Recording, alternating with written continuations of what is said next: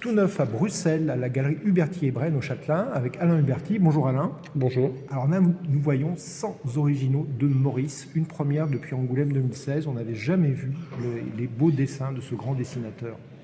À part Angoulême, non, effectivement. Et il y en a 100. Pourquoi? C'est demain, le 1er décembre, c'est le centenaire de sa naissance. Et donc, du coup, l'expo s'appelle 100 ans, 100 œuvres. Et on a pris 100 œuvres. On a pris au moins une planche dans chacun de ses albums qu'il avait dessinés. C'était ça l'idée.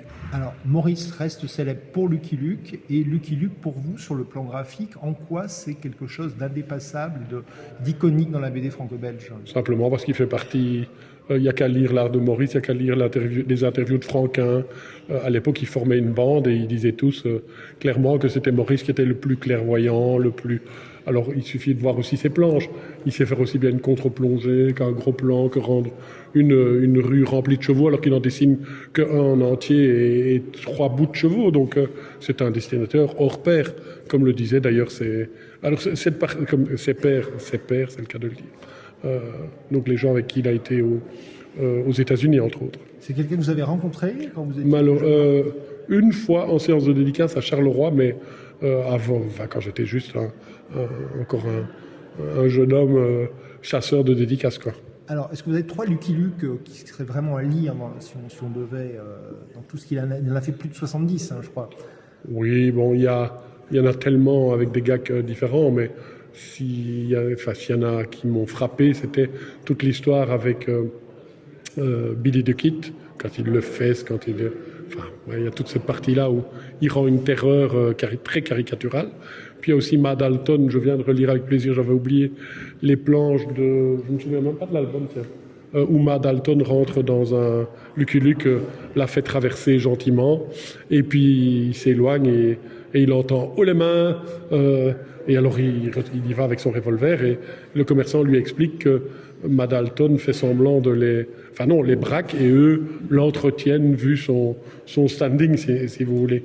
Donc il y a plein de clins d'œil partout, le duel avec fil de fer, Calamity Jane évidemment, impossible d'en retenir que 3. Alors qu'est-ce qu'on voit dans l'exposition? On voit des couvertures, donc chaque album est représenté, parce que c'est énorme.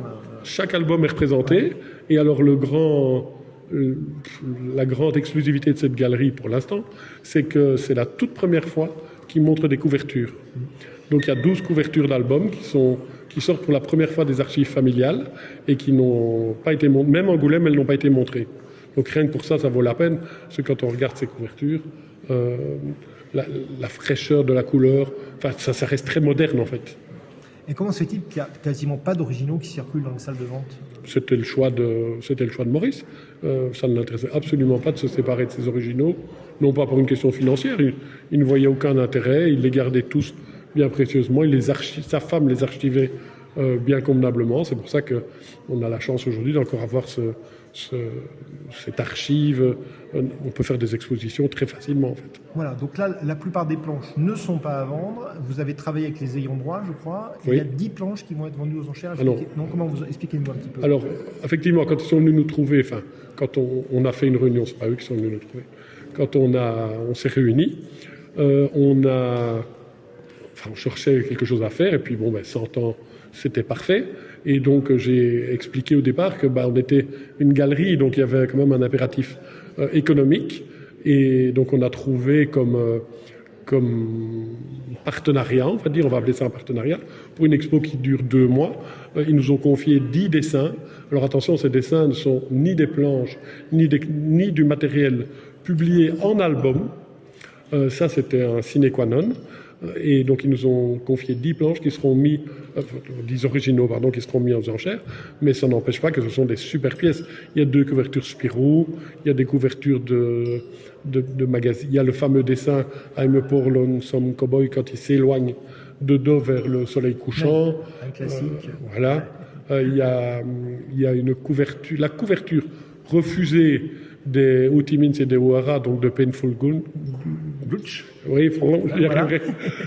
Et donc, mais qui a servi après de couverture pour un magazine hollandais. Donc, et alors toujours les 3/4 de ces dessins sont en couleur et les estimations sont très très très très basses. Alors, ça commence à quel prix, à peu près? Il y a le premier dessin est à 6 000 ou 8 000, je pense.